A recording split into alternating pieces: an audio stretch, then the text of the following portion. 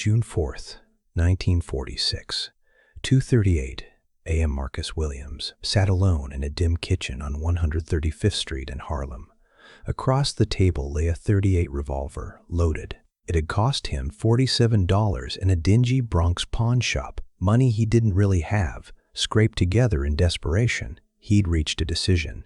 His daughter, Ruby, was gone, 18 years old, murdered, her body dumped like refuse in a train yard. The police had forced him to identify her, staring down at her disfigured form on a morgue table. Then they'd asked if she was a prostitute. That was their question. If his baby girl, honor student, bookworm, aspiring teacher, had been selling herself on the streets. The report they filed called her a colored female, approximately 18, claimed it was likely a prostitution-related incident. No suspects, no follow-up. Case closed before it had even begun. So Marcus had purchased a gun, and tonight he was going to hunt the men who took Ruby. If he died doing it, so be it. Behind him in the bedroom, his wife Evelyn cried. Had been crying for 5 hours, non-stop since they returned from the morgue. Mark. Her voice was faint, barely more than breath. He turned. She stood in the doorway, her face crumpled in silent agony, her hands trembling. "Call him," she whispered. Marcus shook his head. "No, Mark," she pleaded. "I'm not calling Bumpy Johnson," he snapped.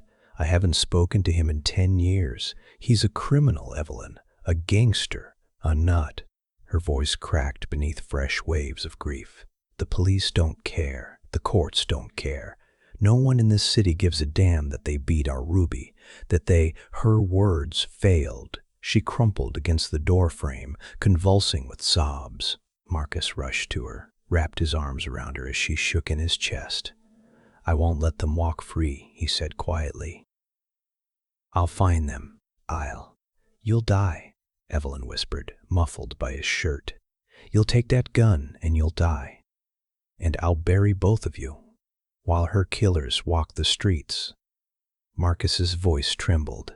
"Then what I'm supposed to do, Evelyn? Tell me."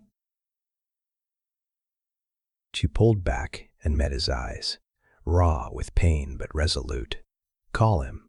He's the only one in this whole city who can make this right, the only one who'll actually do something. Please, Mark, for Ruby." He stared at her, then glanced at the gun resting on the kitchen table.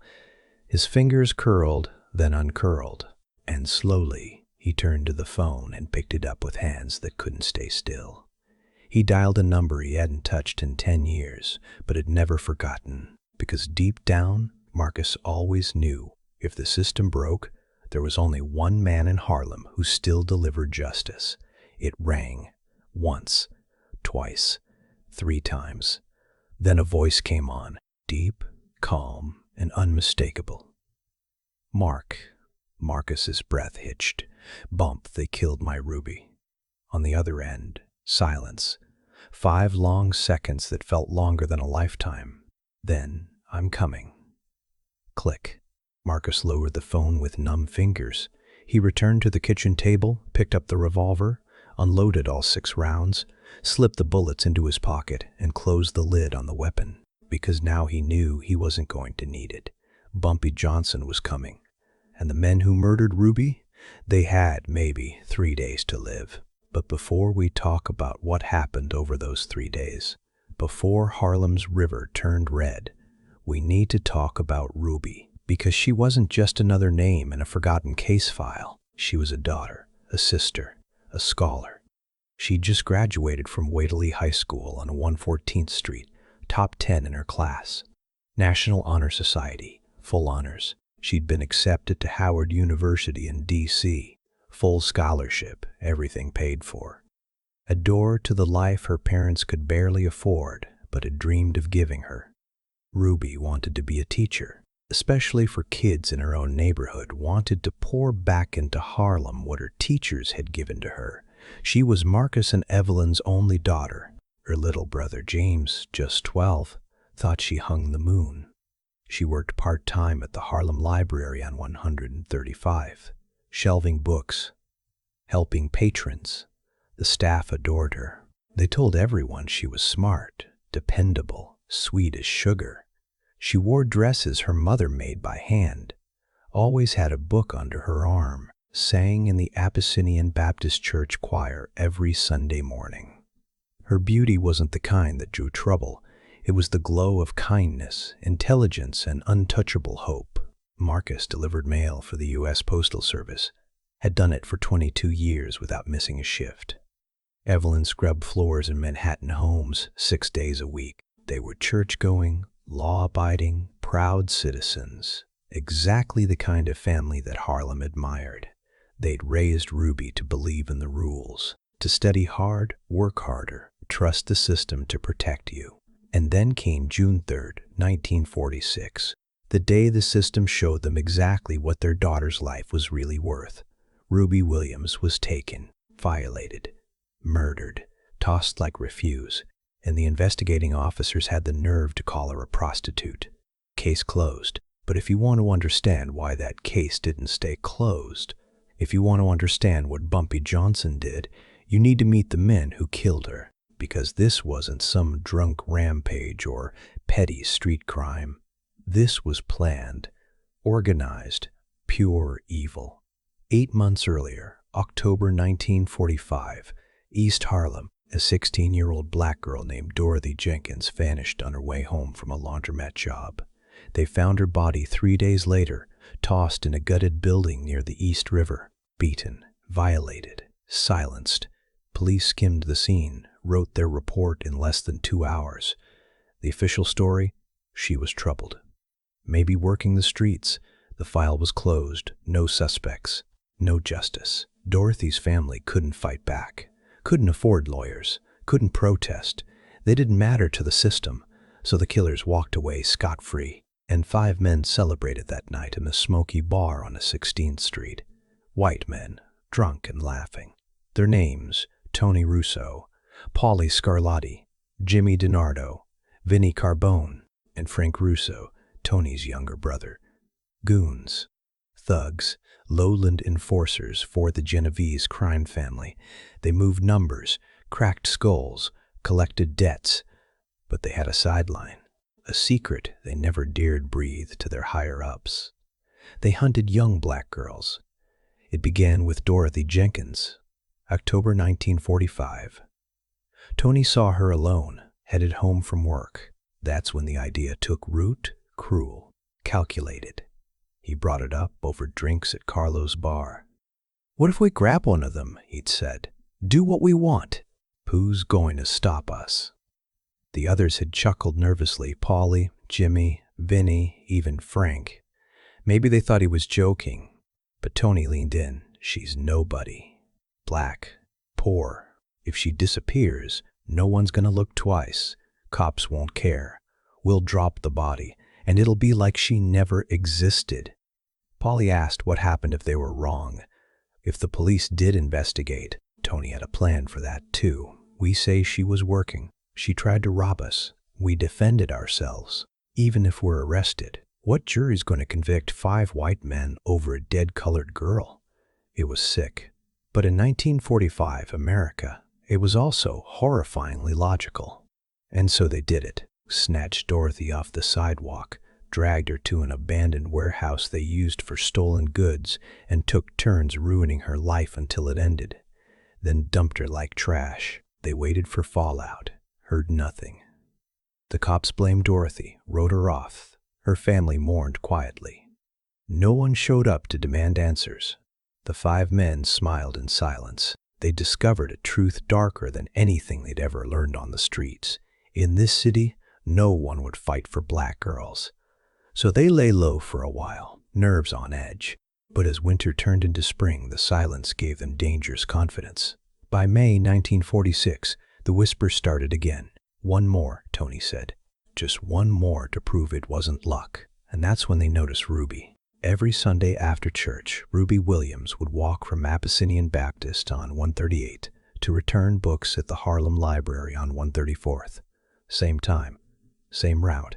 Somebody saw that, marked it down.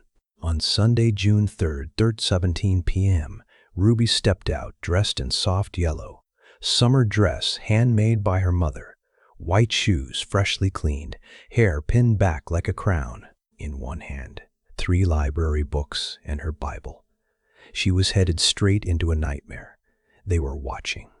A car pulled up. Too fast to process. Polly and Jimmy leapt out, each seizing an arm. She screamed. Vinnie pressed a chemical-soaked rag over her face. The struggle lasted seconds. Unconscious, she was shoved into the back seat. Then the car vanished into Harlem traffic. At least 12 people saw it. But this was Harlem in 1946, and they knew how things worked. A black girl dragged into a car by white men. The cops would say she deserved it, or worse, blame the witnesses. Speaking up could get someone killed. So they lowered their eyes, said nothing, turned away. Nobody stopped the car. Nobody saved her. The sedan headed for the South Bronx, to the same deserted warehouse they'd used before. Perfect location. No neighbors. Thick walls. A place made for monsters. By 3:45, she was chained upright to a support beam. She began to stir. Consciousness and terror returning. She saw 5 white men, started screaming. What they did next won't be detailed here. Not because it's unimportant, but because it stains the soul just to repeat. Understand this, Ruby fought. With everything she had. She bit, kicked, spat, begged. But how do you win against 5 grown men, against chains and cruelty? When her fight was over, so was her life. They wrapped her in canvas, drove the body to a railway yard in East Harlem, tossed her like garbage behind a pile of rotten timber. Then, as if nothing had happened, they went back to Carlo's bar, laughed, toasted to silence. At 8:47 p.m., a railway employee stumbled on the body. He called the police. 2 officers trudged up around 9:15, took one look at her broken form, didn't even remove the canvas. Prostitute, one muttered. Rough night with a John. The other nodded, didn't bother taking photos, scribbled a few lines into a notebook. The worker who'd found her blinked. Aren't you going to investigate, take prints, look for evidence? One cop raised a brow, like the man had just grown 2 heads. Investigate what? Colored girl in a rail yard? What do you think this is? A courtroom drama? They bagged the body. Tuesday morning the report was finalized. Negro female, approx. 18. Probable prostitution-related incident. No suspects. Low priority. Case closed. And that, right there, should have been the final page in Ruby's story. But at 2:38 a.m., Marcus Williams dialed an old number. And everything changed. Bumpy Johnson arrived at 3:17 a.m. Not with bodyguards, not with a gang, just him in a black suit, alone. Marcus opened the door the moment he knocked. They stood face to face, 2 men tied by history and pulled apart by time. The quiet government worker and the notorious Harlem enforcer. Bump. Mark. A short embrace. A lifetime of emotion. Evelyn stood up from the couch. Her face was wrecked with pain, but there was still steel in her voice. Thank you for coming. Bumpy nodded faintly. Tell me what happened. For 20 minutes, they laid it bare. How she walked from church, never came home. How the police came knocking. How they stared down at Ruby's lifeless body while investigators casually tossed questions about sex work. Evelyn broke again as she described what they'd done to her daughter. Bumpy said nothing. His face didn't flinch, but Marcus saw it in his eyes. The storm just beneath the surface. Cold, controlled, deadly. When they finished, there was silence. Did the police know anything? Bumpy finally asked. They're not even pretending to care, Marcus said. They closed the file, said they have real crimes to investigate. Bumpy moved toward the window, looked out across Harlem beneath the night. I need to ask you something, Mark. Are you ready for what this means? Marcus didn't blink. Yes. Because what I'm going to do, it won't bring her back. And it sure as hell won't be legal. Once it starts, it doesn't stop. The law didn't protect Ruby, Marcus said in a voice like iron. So yeah, I'm ready. I want them to pay. Bumpy turned back from the window. Every one of them. His voice was glazed in frost. I'll find them. Make them remember her face, and by the time I'm done, everyone in this city will know exactly what happens when you touch Harlem's children." "How long will it take?" Evelyn's voice cracked. 3 days, Bumpy replied. "And the men who did it, they'll be floating in that river," he said. "All of them." Marcus nodded. Evelyn took Bumpy's hand. Her own was cold and trembling. "Make them understand," she whispered. "Make them suffer." He looked her in the eye and promised, "They will." Then he turned and walked out into the Harlem night. By 4 a.m., his first call had been placed. By dawn, Bumpy Johnson had names, faces, addresses, and a plan written in blood. Tuesday morning, 8 a.m. Bumpy Johnson sat in his office above Small's Paradise, a jazz club that doubled as his headquarters. Across from him was Theodore "Teddy" Green, his lawyer, closest advisor, and sharpest thinker. "I need to speak to Frank Costello," Bumpy said quietly. Teddy looked up sharply. Costello was no small player, acting boss of the Genovese crime family, the man other gangsters feared, politicians bowed to, and federal agents couldn't touch. "What's the strategy?" Teddy asked calmly. "Ruby was snatched in East Harlem. That's Italian turf. Genovese operations. Whoever did this, whoever killed her, was working out of that neighborhood, with or without permission. It happened on his watch." Bumpy leaned forward. "So I need to find out if Costello's people were involved. And if they were, he has 2 choices. Protect them, or stay out of my way." "And if he defends them?" Teddy asked. Bumpy didn't blink. "Then we go to war." Teddy was quiet for a moment, then picked up the phone to arrange the meeting. By Tuesday afternoon, it was done. Costello would see him Wednesday morning. That night, the city turned as it always did. Lovers danced in clubs, drunks stumbled down sidewalks, and Harlem breathed beneath the smoke and neon. But something was shifting beneath its streets, because Bumpy Johnson was preparing to strike.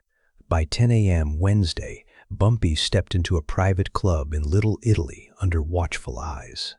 2 bodyguards at the door, smoke drifting through the air, mafiosi whispering in corners. Frank Costello sat in the back, reading the New York Times. He was polished, composed. If you didn't know him, you'd think he was some banker, a man with soft hands and hard power. "Mr. Johnson," Costello said evenly. Teddy said this was urgent. Bumpy sat across from him. His voice was calm, but there was iron underneath. 5 of your guys grabbed an 18-year-old black girl off Lenox Avenue on Sunday afternoon. They took her to a warehouse, did unspeakable things, killed her, dumped her body. Costello didn't flinch. "I'm listening."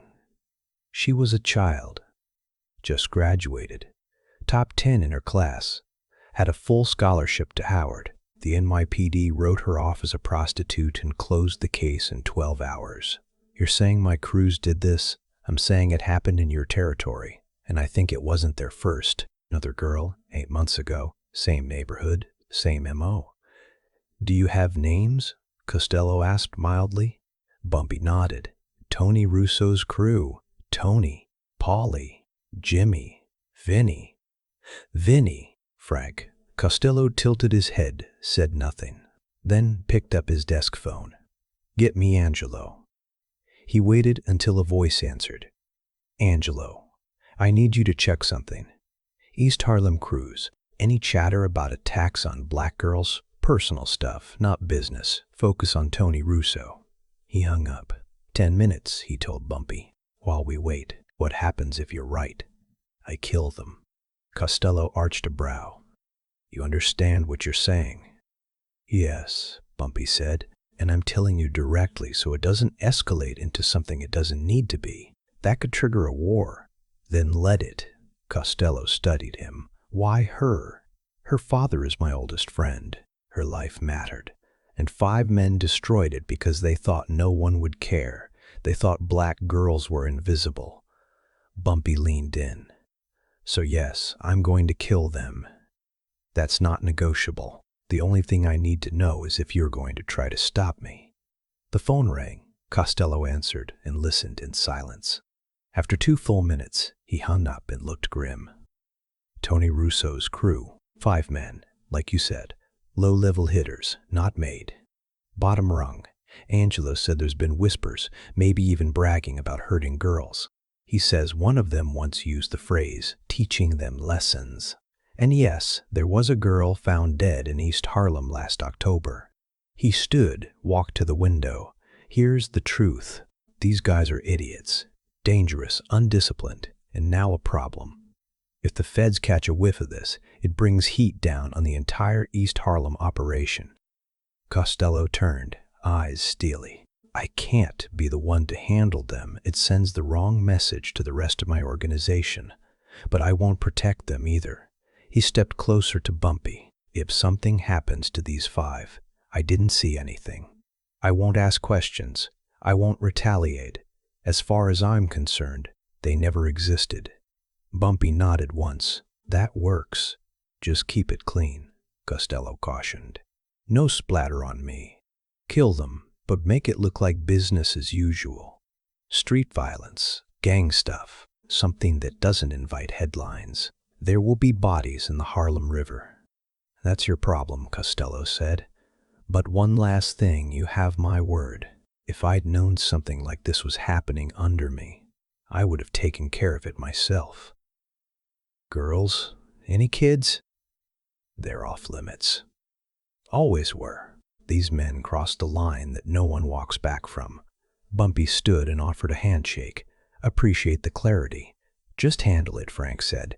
No war, no mess. By the time Bumpy left the club, he had 5 names, 5 addresses, and the permission of New York's most powerful mob boss to make 5 men vanish. Wednesday night, back in Harlem, Bumpy gathered 4 of his most trusted lieutenants in the back room of his office.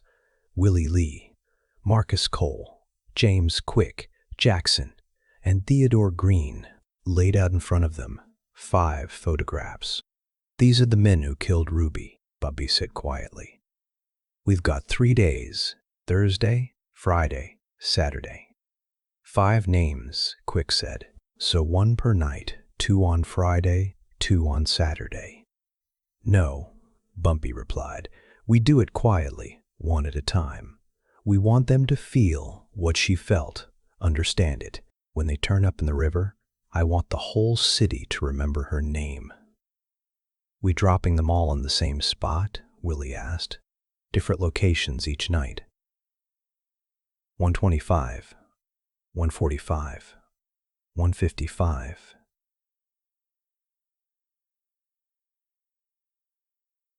Let the current carry each one down. By Sunday morning, the police will have 5 bodies, 5 messages, and they'll stay out of it because they know they failed her. They know any poke into this only makes them look worse. Bumpy unfolded small waterproof envelopes and carefully wrote the note each corpse would carry in bold letters. Ruby Williams, 18 years old. She wanted to be a teacher. You murdered her. June 3rd. This is justice. Harlem remembers. Each one gets it pinned before they hit the water, Bumpy said. By the time the first body floats up, they'll know more are coming. They'll connect the dots and they'll close their eyes. By Thursday at dawn, the plan was firm. And by nightfall, the first name on the list, Tony Russo, was a dead man walking. Thursday, June 6, 1946, 11:30 p.m. Tony Russo stumbled out of Carlo's bar, laughing, full of bourbon and blind arrogance. He staggered east along 116th Street, alone. The night was thick and warm, casting shadows deep into alleyways. He was humming something stupid from the jukebox, the kind of noise drunk men think is music. He didn't notice the dark car tailing him, didn't notice the way it slowed when he turned the corner at 11:15. Didn't see Willie Lee step out of a nearby doorway waiting for him. Tony Russo, Willie said flatly. Tony froze, squinting at the figure. Who the hell are you? Willie didn't answer. He just raised a .45 and fired once. The bullet tore through Tony's right kneecap. He dropped instantly, screaming, clutching at his shattered leg while blood poured across the sidewalk. Moments later, Marcus Cole pulled up beside them. The car door flew open. Willie grabbed Tony by the collar. hoisted him up through the pain and panic, and dumped him in the back seat while he howled and thrashed. They drove with haste and silence. No sirens, no hesitation. The destination was the warehouse in the South Bronx, the same one where Tony had taken Ruby. No accident, no coincidence. By midnight, Tony Russo was tied to the steel support beam where she had once been chained. He was bleeding fast, his knee ruined, half conscious from shock, but awake enough to be afraid. The warehouse door creaked open. Bumpy Johnson stepped inside with a leather briefcase in hand. Slowly, deliberately, he approached. The weight of each footstep echoed like judgment itself. Tony's eyes were wild with terror. Who the hell are you?" Bumpy stopped just feet away from him, pulled a photo from his jacket. Ruby, in her graduation gown, smiling, proud. "You know her?" Tony shook his head fast, trembling. "No, I don't. June 3rd, 30:17 p.m. You and 4 others pulled her off Lenox Avenue. Used chloroform, brought her here." Bumpy took a step closer. "You know what you did. I'm giving you one last chance to confess before the pain starts." Tony started crying. "Please, man, I'm sorry. I didn't know." Bumpy's tone dropped to a whisper. "Her father is my oldest friend. You shattered everything she could have been. She trusted the world, and you turned it into hell." Tony whimpered. "Please don't kill me. I'll turn myself in." "I'll? To who?" Bumpy shook his head. "To the cops who called her a prostitute? The court that wouldn't convict you even if you admitted it." He locked eyes with him. "No, you brought this on yourself." Bumpy set the photo down. Opened the briefcase. Inside were tools, pliers, cutters, clamps, instruments of understanding. Tony began to beg. "You're going to tell me where the others are," Bumpy said. "Every routine, every address. And after that, you're going to feel what she felt." The warehouse filled with screaming that night. Willie and Marcus did what needed to be done. They started with his fingers, then moved to his wrists. He tried to be tough at first, but time, pain, and truth peeled the layers off him like skin. Between sobs, Tony told them everything. Paulie's apartment on First Avenue, Jimmy's gambling den in the Bronx, Vinny's workplace, Frank's hiding spot. He told them what they already knew, but that wasn't the point. The point was making him understand, making him remember her name. For 4 hours, he suffered, and then at 4:37 a.m., Willie finished it, quick, not clean. Tony's last conscious thought was of something slipping away, his life, his power, his ghost. They wrapped him in canvas, pinned the note across his chest. Ruby Williams, 18 years old. She wanted to be a teacher. You murdered her. This is justice. Harlem remembers. His body slid silently into the Harlem River at 145th Street. The water took him like it had taken her. By the time the sun rose, somewhere beneath the current, Tony Russo's corpse was drifting away. Friday, June 7th, 100 a.m. Paulie Scarlatti and Jimmy DiNardo exited a late-night poker game in a Bronx warehouse. Both were half sober, dragging on cigarettes, trading quiet jokes. They didn't see Quick Jackson slit from the shadows behind them. He swung once, hard, with a blackjack. Paulie dropped like a sack of concrete, unconscious before he hit the ground. Jimmy turned, startled, only to catch Marcus Cole tackling him mid-stride. They fell in a heap. Jimmy tried to reach for something, anything, but Marcus had 50 pounds on him and bad intentions under his coat. 30 seconds later, both men were hogtied in the back of a waiting car. By 1:30, they were awake and chained to opposing walls in a soundproof basement north of 127th Street. No neighbors, no windows, no keys to freedom. Bumpy sat calmly in a wooden chair between them. "Paulie, Jimmy," he said softly. "You were the grabbers." Silence. "Sunday afternoon, June 3rd, he continued. "You pulled Ruby Williams into a car, held her while Vinny rendered her unconscious." They started shouting over each other. "It wasn't my idea. We didn't want to. Tony made us." "Save it," Bumpy said, raising a hand. I don't care who ordered what. I care what happened, and I know exactly what that was. He pulled out his phone, held it up. This is her, Ruby. She was 18. She dreamed of becoming a teacher. He turned to them. Tony's body is in the Harlem River. You're next. Polly let out a ragged sob. You killed Tony. He understood, Bumpy said calmly. Before it was over, he knew. Jimmy stammered, still grasping for hope. We'll confess. We'll go to jail, just don't. Jail? Bumpy leaned forward. What jury in this country is going to convict two white men for taking a black girl? That's exactly why we're here now. Because for you, jail isn't even a fear, it's an inconvenience. He stood and nodded to Quick. Start with their hands. Quick moved toward Polly, held up bolt cutters. Their glint reflected the yellow light like they belonged there. Polly began to scream, loud, ugly. You want to know what helpless feels like? Bumpy asked. Quick grabbed Polly's hand, positioned the index finger. The cutters closed. A scream tore through that basement, followed by the wet sound of something severed. 10 fingers each, Bumpy instructed quietly. We've got ours. What followed wasn't fast. He wasn't theatrical. It was methodical. Quick and Marcus alternated between the two, pacing out every moment.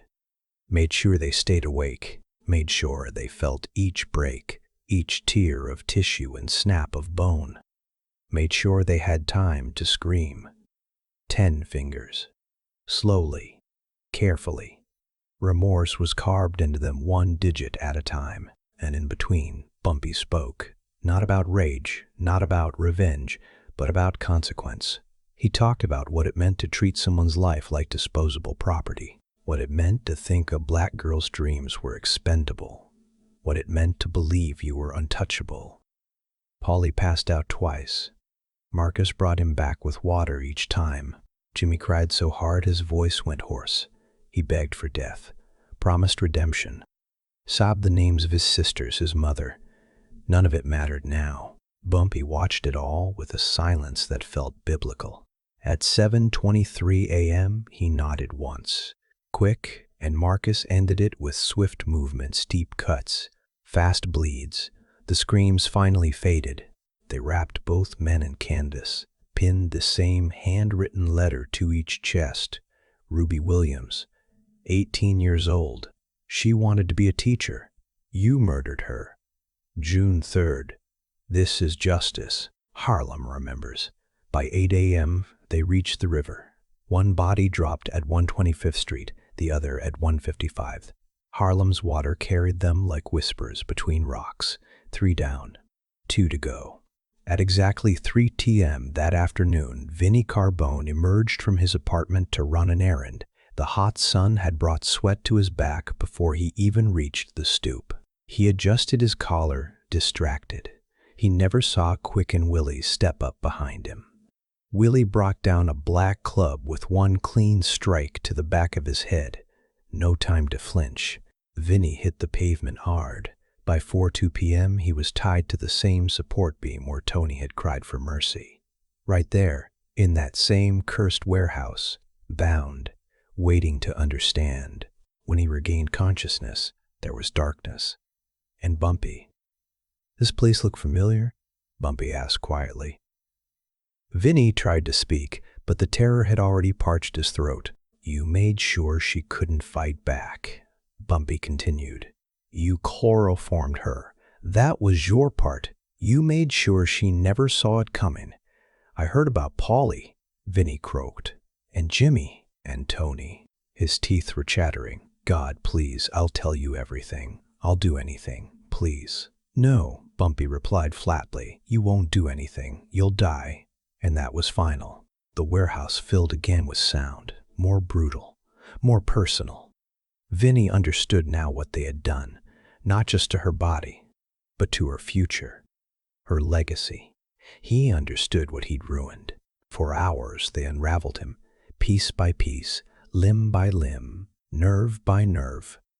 He cried for his mother, cried for his mother, cried because there was nothing else to offer when your soul starts burning before your body does. By 7 p.m., it was over. Wrapped in torn canvas, the handwritten note placed across his chest like a verdict. At 8 p.m., they took him to the Harlem River, just south of 135th Street.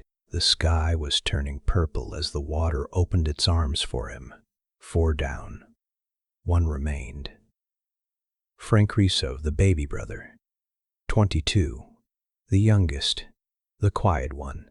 Always a step behind the others. When word reached him that Tony was dead, Polly and Jimmy gone, Vinny missing, he ran. Straight to a church in the Bronx. He hid there all day Saturday, cried, prayed, begged God himself for sanctuary. He knelt at the altar, trembling, whispering desperate bargains into empty pews. At 11:30 p.m., he heard the footsteps. Turned to look. Bumpy was standing in the middle of the aisle, wearing a black overcoat, hands relaxed at his side. Frank stared at him in terror. "Please, I didn't want to. Tony made me. He's my brother." "You were there," Bumpy said, voice like steel. "You watched. You didn't stop them. You helped carry her body." "I'm sorry," Frank sobbed, collapsing onto the floor. "I swear I'll confess. Just please." Bumpy slowly reached under his coat and pulled out a .45. Its click echoed inside the church like thunder. "I'm giving you one thing they didn't get," he said. "A quick death. You're in a holy place. Maybe that counts." Frank was already crying harder. "Please, please, just tell her family. Tell her family I'm sorry." Bumpy pointed and fired once. Heart shut. Frank Russo slumped forward over the altar, his body making no further sound. There was no rage in Bumpy's face, only certainty.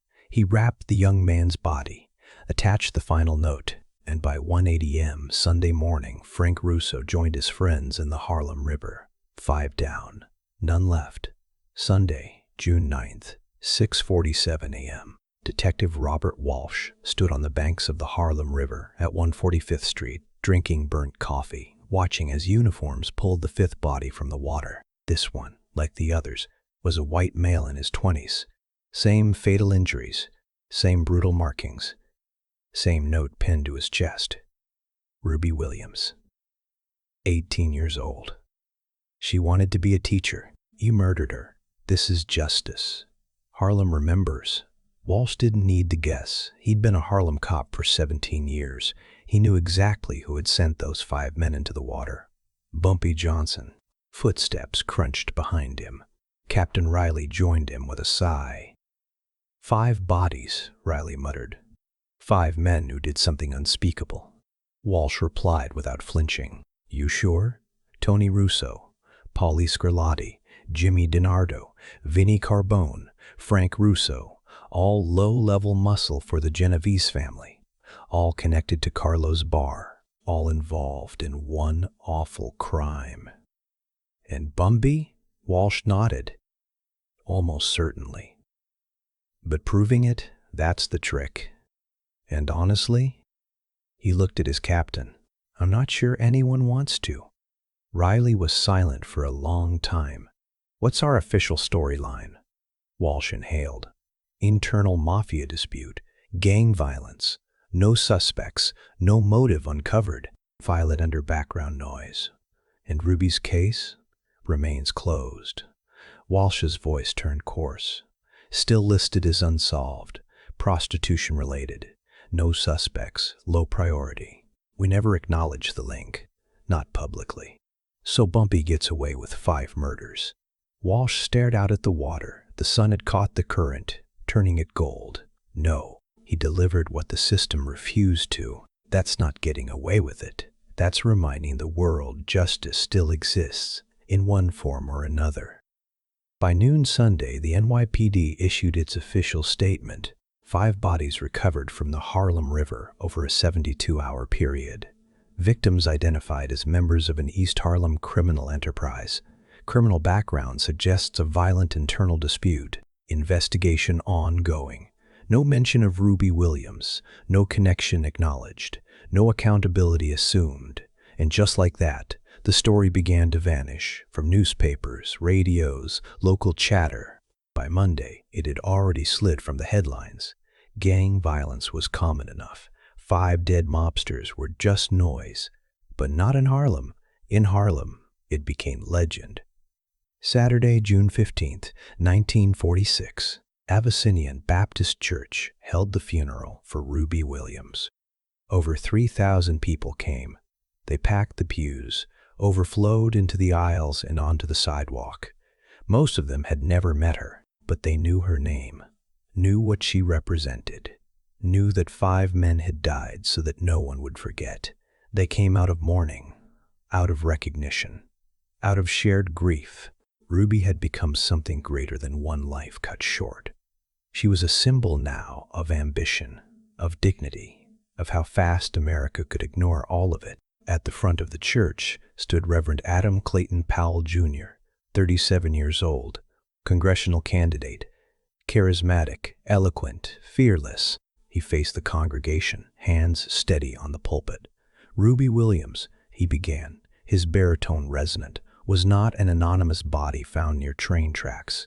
She was the heartbeat of a family, a child of Harlem, a young woman who carried bright light in a dark world. She was intelligent, peaceful, humble, a scholar and a servant, and she was taken from us by men who believed something monstrous. He looked up, sweeping the room with his eyes. They believed her life did not matter. There was a long, heavy pause. The police, he continued, voice hardening, looked at her parents, and decided not to care. They called her a prostitute, closed her case, moved on. The congregation stirred, quiet gasps, shaking heads, no outrage, just confirmation of what they'd known for too long. Powell's voice dropped into something sharper. But Harlem knows better. Harlem knows Ruby Williams mattered. Harlem knows what she could have become. He shaped the next words carefully, and Harlem also knows that justice, true justice, found its way home. A wave moved through the room, not applause, not shouts, just deep, resonant energy. Everyone understood what he meant. The rumor had become certainty. 5 bodies, 5 messages. Justice didn't come from the badge. It came from something deeper, something older, community, survival, resolve. Powell's closing words were quiet. I won't say whether what happened last week was legal. That is, between God and the men who acted. But I will say this, Ruby Williams did not die forgotten. She did not die unnoticed, and her death will never again be called meaningless. After the service, pallbearers guided the casket toward the waiting hearse. Outside, white sunlight cut through the clouds, warming the silent crowd. Standing at the back of the church, watching with quiet stillness, was Bumpy Johnson. He wore a black suit, a black hat, said nothing. Marcus Williams spotted him, walked over slowly. They stood side by side, shoulders barely touching. "Thank you," Marcus said, barely above a whisper. Bumpy nodded. "I kept my word." "Did they understand?" Marcus asked. Bumpy didn't hesitate. Every last one of them knew her name, knew what they did, knew why they were dying. Marcus, voice cracking, nodded slowly. "Good." Then Evelyn joined them. Her dress fluttered with the breeze. Her eyes were red, but steady.